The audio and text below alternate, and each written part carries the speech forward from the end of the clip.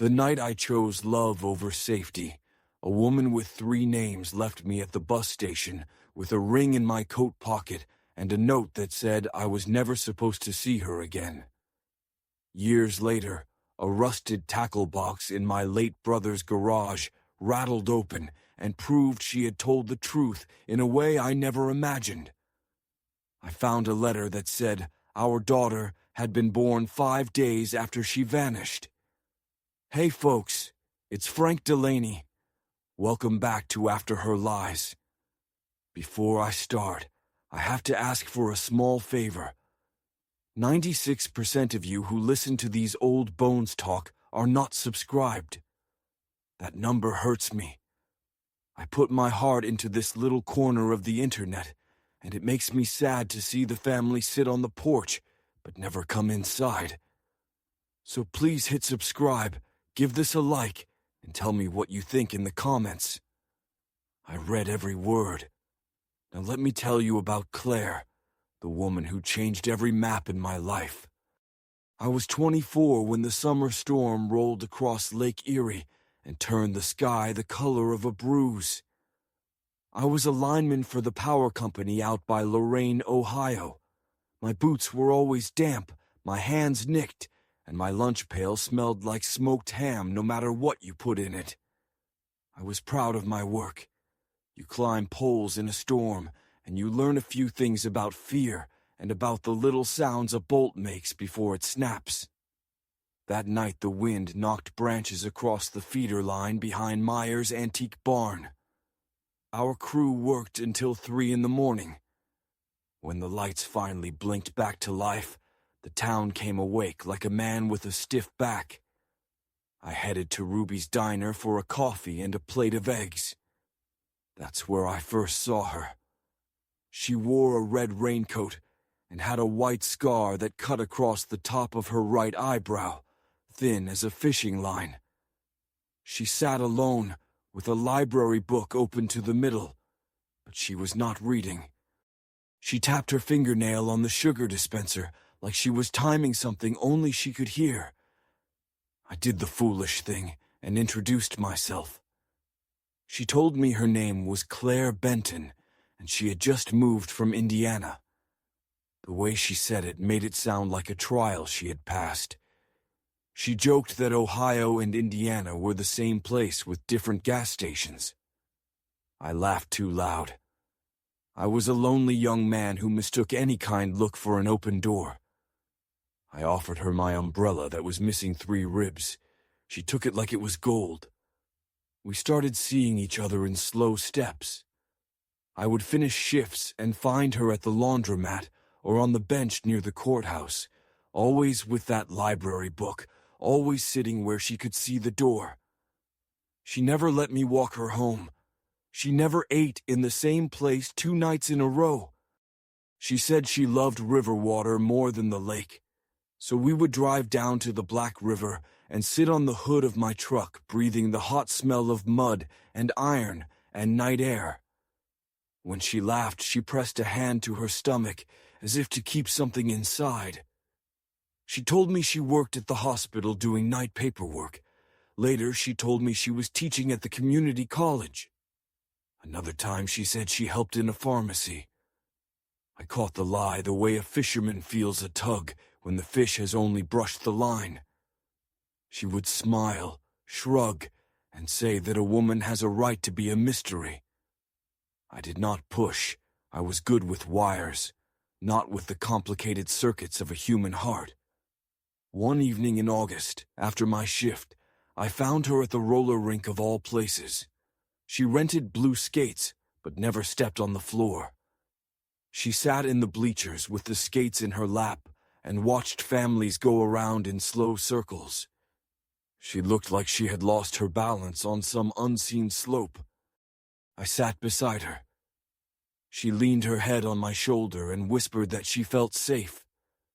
That word safe did not fit the rest of her, but I held it like a coin. We fell in love in a clumsy Ohio way. Cheap wine on the tailgate, long talks in the truck at the edge of soybean fields, the crop shimmering under the moon like a low tide. We kissed and made plans and put off the trouble that hovered behind her eyes. I promised her we would rent a place near the lake and buy a couch big enough for naps you fall into by accident. She promised me she would tell me everything when I was ready to hear it. I thought I already was. I introduced her to my kid brother, Tommy. He had just joined the local police. He had the walk of a man trying on a uniform, even when he was in jeans. He liked Claire in the way he liked everybody. He was a smile with a badge.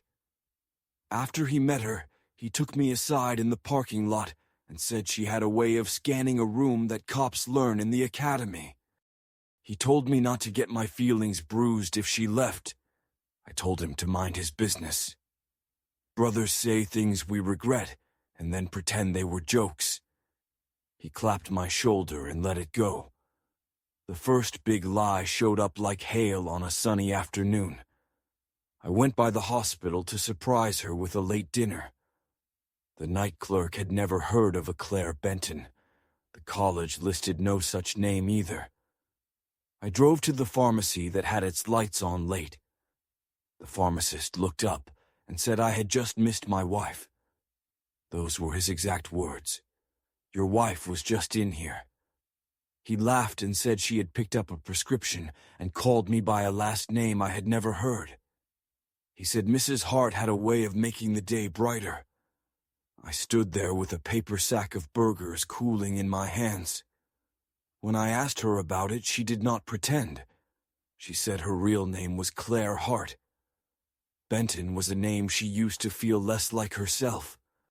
She said she had an ex-husband who liked to break things that could not fight back. She had left him in Chicago and come here to start over. The pharmacist knew her from before. She asked me to let it rest. She said names are like houses. Sometimes you have to move out in the middle of the night. I did not handle it well. I told her I felt like the floor had shifted under me, and I had nothing to grab. She looked at the ground and told me she did not want to be a burden to anyone. Then she put my hand against her cheek and asked me to choose her as she was. I chose her. That is the truth. I told her I would help her pack if she needed to run. She promised me she was done running. I promised to believe her. For a while it was good. We carved our names into the back of the courthouse bench with a pocket knife. She kept a small suitcase under her bed with 2 dresses and a comb and cash folded into an envelope. When I asked, she called it her independence. I tried not to be scared of what it really meant. She would jump at sirens. If someone knocked on the door of an apartment nearby, she would go still as a deer. We talked about leaving town. We looked at a map and traced a route to Asheville, where the mountains looked tired in an old and kindly way. We planned to get married there under a borrowed sky. We laughed about how neither of us knew anyone who could give us away. We would give ourselves away. We set the date without telling anyone. I worked extra shifts and bought a simple ring with a modest diamond that looked beautiful when the sunlight hit it on the dash. On the morning we were supposed to catch the Greyhound south, my brother Tommy showed up at my apartment. He had not slept. He said men were looking for Claire. He told me he had heard it on the radio the night before. A case out of Chicago. A missing woman with information about a hospital theft ring. He said the description matched my girl down to the ghost of a scar. He told me to sit down. He told me to listen. He said that a year earlier, a group of doctors had been stealing narcotics and selling them to a crew that ran them out to the suburbs. Someone named Claire had handled the paperwork and knew where the bodies were buried. She had gone to a lawyer who had turned her over to the feds. Then she had disappeared. Tommy said the investigation had been crawling along ever since. He said it was about to go hot. He told me to make a choice. Either let her go or be ready for a life measured in footsteps and aliases. I told him to keep his mouth shut. I told him I loved her, and I meant it. He looked at me with a sadness that older brothers never forget. He said love was not a shield, it was gasoline. I went to the station anyway. The bus idled and smelled like warm rubber and oil. I stood by the newspaper rack and waited. 10 minutes, then 20. At 30, I found a payphone and called the number she had given me. Disconnected. I checked the bench where we had carved our names. It looked like a lie. A man at the newsstand yelled that someone had left a letter. The envelope had my name written in a careful hand. Inside was a short note and a key. The note said she was sorry. It said I should not look for her because it would put me in harm's way. It said she would fix what she had broken, and then she would find me if it was safe. The key did not have a label. On the back of the note, in tiny letters at the bottom, was the name of a storage place on 12th Street. The ink was smudged like she had touched it with a damp finger. I should have torn it up and walked away. Instead, I drove to the storage place. The attendant was a woman with a frost of hair and a smile that looked like it had been practiced on a mirror. The key opened a small locker. Inside was a cassette tape, a plastic angel from a Christmas tree, and a photograph of Claire as a child standing on a porch with a dog. On the cassette was her voice. She told me to go home and destroy the tape. She said if I stayed away, I could build a life. She said she was going to testify. She said that for the first time in her life, she was going to tell everything and not run. Then she whispered something I did not understand until much later. She said I should hold on to the angel. She said it belonged to someone small who would need it. I took the tape to Tommy. He swore. He poured coffee into a mug with a chip on the rim and told me to burn the tape. I could not do it. We listened. He paced, rubbing his jaw. When it ended, he told me she was either braver than we thought or in deeper than she knew. He said if I loved her, I should forget her. He said things were already in motion. He said tickets were being bought with other people's names. He said he wished he had never introduced me to law and order. He handed me the tape and said to hide it. The weeks after that felt like winter, even though it was still summer. I went to work. I ate with my folks on Sundays. I said little. I kept the angel in my glove compartment. I drove by places she liked, the roller rink, the river bend, the park where she called the pigeons gentlemen, and scolded them as if they would listen. I looked for her everywhere. I saw her nowhere. In September, news broke that a nurse from Chicago had testified at a grand jury under an identity kept sealed. The report said the ring had been taken down. The report said names I recognized from whispers in town. A pharmacy owner, a doctor who sold pills like he was selling tires. I felt a rush of pride and fear in equal measure. Then silence. Weeks went by. No sign of Claire. I told myself that no news was good news. I told myself that stories like this ended quietly to protect good people. I told myself a lot of things so I could sleep. Thanksgiving came. My mother made pies, and my father carved the turkey like it was a boat he was finishing. My chair felt like a witness stand. Tommy leaned over and told me to be patient. He said he had a friend who might know something soon. He said to stay away from dark bars and brighter promises. He said to keep the tape where nobody would find it. He looked 10 years older than he was. 2 days later, I got a call from a payphone near a motel. The voice was not Claire's. It was a man. He told me he was a friend of a friend, and that Claire was safe. He told me she was going to be gone for a while. He He told me the safest thing I could do was pretend I had never met her. He hung up. I held the receiver until the dial tone died. Winter put its hand on the lake. I learned how to live with a screen door where my heart should have been. I dated someone for a few weeks, a nice woman named Pauline who worked at the library. I ended it before we did each other any harm. I moved to a new apartment. I put the angel on the windowsill. Months turned into years. I became a crew foreman. I got good at fixing things that other people thought could not be fixed. My hands grew more scar than skin. Every now and then a woman with dark hair would laugh in a grocery store, and I would feel the invisible thread pull me toward her. It was never Claire.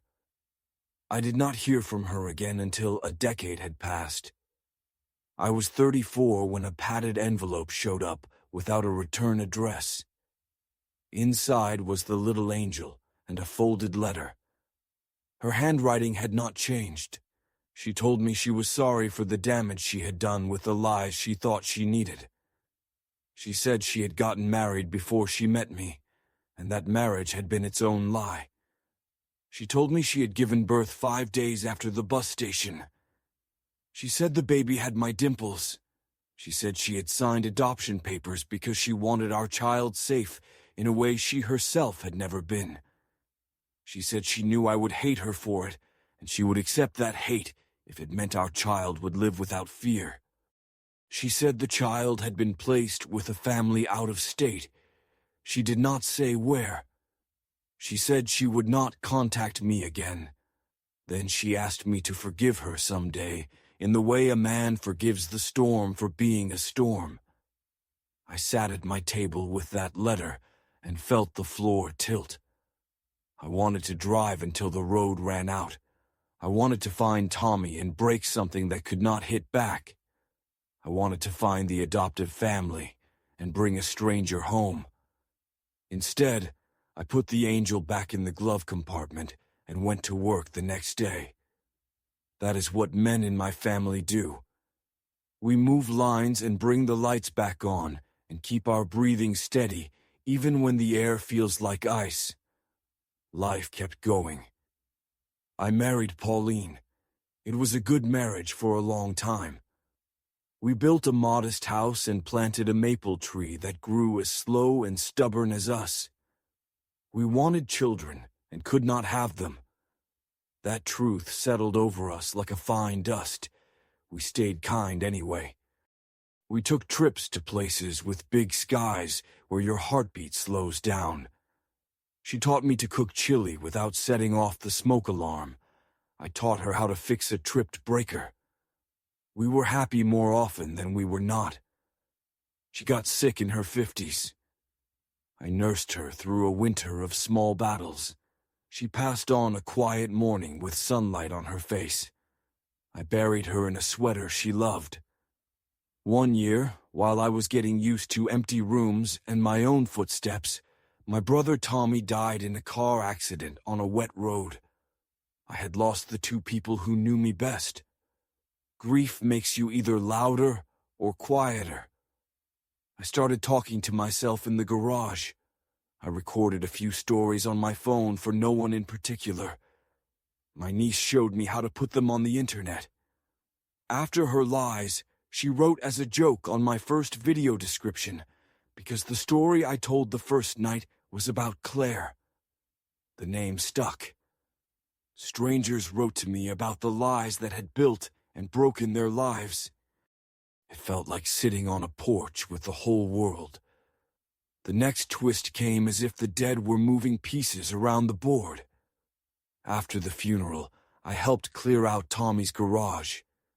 In the back, under a tarp, and behind a crate of old fishing gear, was my father's dented tackle box. It rattled when I lifted it. Inside were the little angel, yellowed with time, and a stack of envelopes tied with twine. The top envelope held a set of adoption papers. The state name was North Carolina. The dates lined up with the letter I had received years earlier. Another envelope held a letter from Claire to Tommy, dated 2 weeks before the bus station. She told him she was pregnant. She told him she had gone to him, not me, because she was afraid I would throw my life away to protect her. She asked Tommy to keep me out of it. She wrote that if anything happened to her, he should give me the truth. The last envelope held a photograph of a newborn baby wrapped in a knit blanket with a blue stripe. On the back, in Claire's tidy hand, was a name. Laurel. My knees went weak. Tommy had known. He had carried that knowledge like a heavy bucket for years and never spilled a drop. I felt furious and grateful at the same time. I sat on the garage floor and shook like a man caught in sudden cold. My sister-in-law, Denise, found me like that and pulled a lawn chair under me so I would not end up on the concrete. Denise told me that Tommy had worked with a federal man on something years back. She said it had nearly cost him his badge. She said he had carried secrets he never could put down. She pressed my hand and told me that if he was here, he would say he did it to keep me whole. Guilt is a family heirloom in some houses. We pass it down and call it love. I took the papers home and stared at the name. Laurel.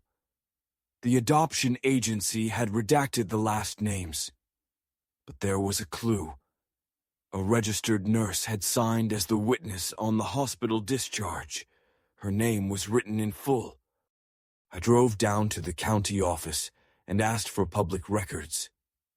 The clerk was tired in a sweet way and wanted to help.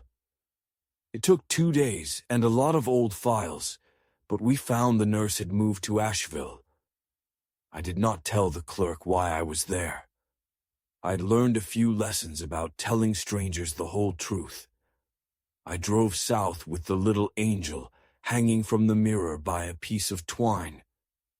Asheville was like a memory I had imagined. All old brick and soft hills and coffee shops that smelled like warm books. I found the nurse's address and knocked. She was older now, but her eyes were quick. I told her my story. Maybe it was the tremor in my voice. Maybe it was the map of grief on my face. She invited me inside and made tea. After a while, she said she remembered a young woman named Claire who had been in trouble and brave at the same time. She said the baby had gone to a couple who ran a hardware store in a small town west of there. She could not give me their names without a court order. She did tell me something I had not thought to ask. The baby had a small scar under her left eye from a forceps mark that would fade with time. I did not know what to do with that little detail, but it felt like a thread in a sweater. You tug, and the whole thing changes shape. I sat in a diner and looked at folks coming and going. The waitress had a small birthmark on her chin, and I almost asked her if she liked angels. I realized I was chasing a shadow, and sat on my hands until the impulse passed. I stayed 2 days in a cheap motel, and drove home with more questions than answers. I kept making videos for the channel. I kept fixing the leaky sink and the squeaky door. I kept looking in crowds for a woman with my dimples, and maybe a scar only a nurse would notice. I felt old and foolish, and more alive than I had in years. One spring afternoon, the phone rang. A woman's voice said my name, careful, as if she was checking whether it fit. She told me she had been adopted and had been searching for a biological parent for years. She had taken a DNA test. A second cousin of mine had popped up. The cousin had messaged her and mentioned a YouTube channel with a man who told stories about a woman named Claire and an angel on a dashboard. The woman on the phone said she was not sure if I would want to talk. Her name was Laurel. I did not make a sound for a long moment because I was holding in something I could not name. Then I asked if she had a scar under her left eye. She laughed and said it depended on the lighting. We met in a park in Columbus. She wore a denim jacket and carried a notebook. She had my father's humor and Claire's eyes. She moved like someone who had learned to read rooms and now could finally relax. We talked for hours. She told me her adoptive parents were good people who owned a hardware store in a town with one stoplight. She told me she had gone to nursing school because she wanted to be near the edge between hurt and healing. She told me that growing up she would feel a tug when she passed by a river, and she would sit on the bank and watch the water like a clock. She had found the channel because a friend had sent her a clip and said the way I spoke sounded like a familiar lullaby.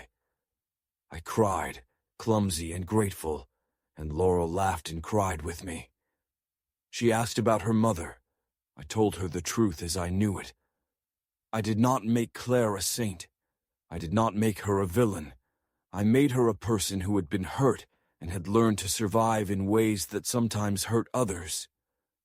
I told Laurel about the roller rink and the little suitcase and the angel on the dash.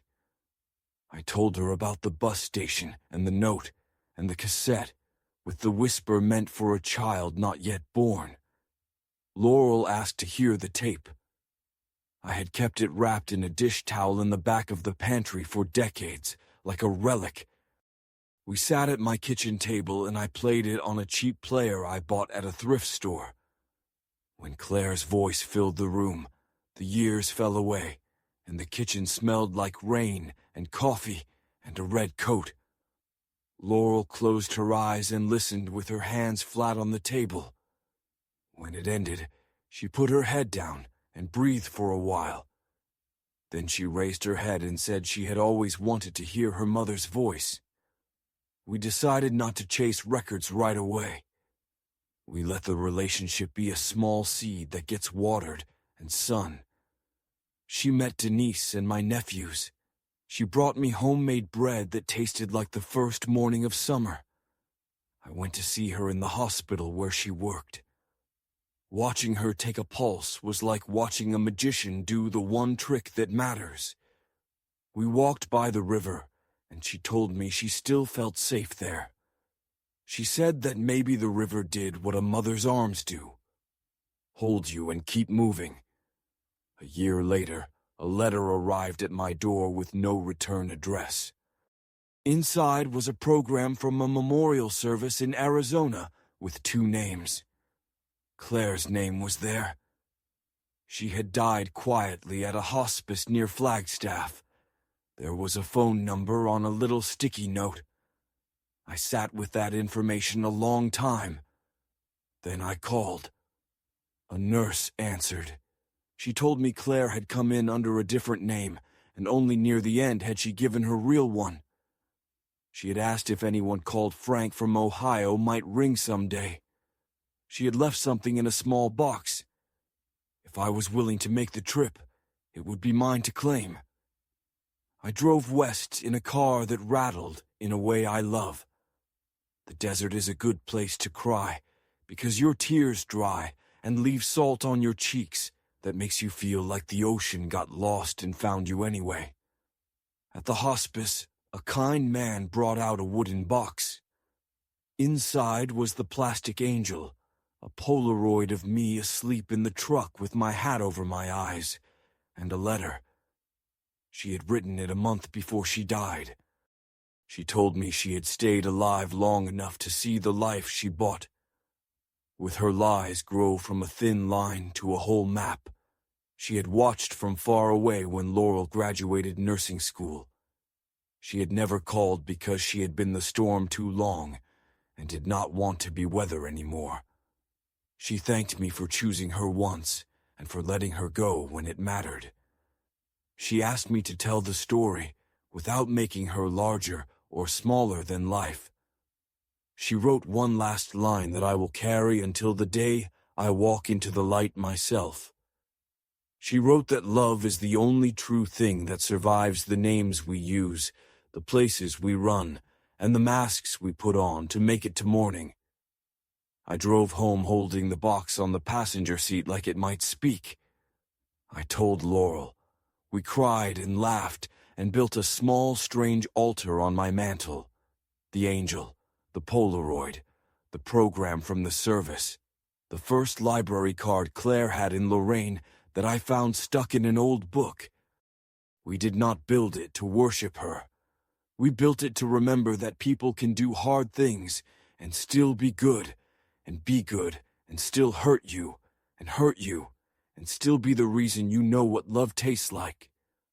I kept making videos, telling stories like this, and people kept writing from places I will never see, telling me how lies had saved their lives and how truth had broken them, and how somehow we keep waking up and making coffee and holding hands. It is a wonder. One last twist, because life loves a curtain call. A man reached out to the channel claiming he had delivered boxes for a doctor back in Ohio in the old days. He said he carried them from a hospital loading dock to a garage behind a drugstore and got paid in cash and silence. He said he had seen a young woman once on the dock, scared but standing her ground. He said he heard later that she sang like a bird under oath. He wanted to say thank you, because when the ring went down, his debt to the wrong kind of people vanished, and he got to start over. He had a son who grew up to be a teacher. He said he owed that to a woman whose name he never knew until he watched my video.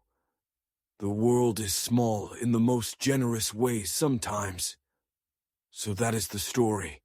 Not clean, not neat. True in the way that lines on a map are true from a distance and a little crooked up close. I was a young man who thought love would be a straight shot to a happy porch. I learned that love is a road that gets washed out and rebuilt, and sometimes dead ends are where you find the view that makes the whole trip worth it. I do not regret choosing Claire. I do not regret letting her go. I regret the pain my anger caused when I found the letters in Tommy's tackle box.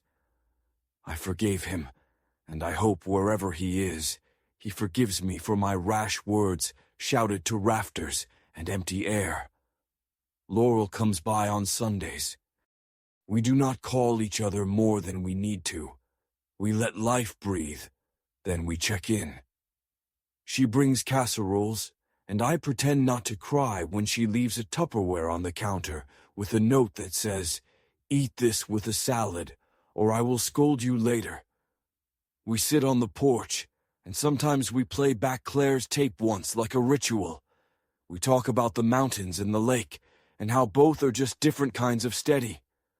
When Laurel leaves, she honks twice. I wave at the taillights until they disappear.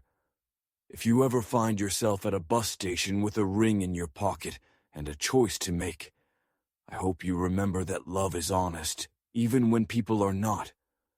I hope you be brave. I hope you learn to tell the story in a way that leaves room for forgiveness without letting danger back in the door. That is it for tonight. If you listen this far, you are family now. Please subscribe to After Her Lies. It really does break my heart that 96% of you are not subscribed. Help an old man out and make that number drop. Hit like so the story finds someone who might need it. And tell me in the comments what part of your own life turned out different than you expected. I will be here next time with another piece of the past I have carried too long. Good night.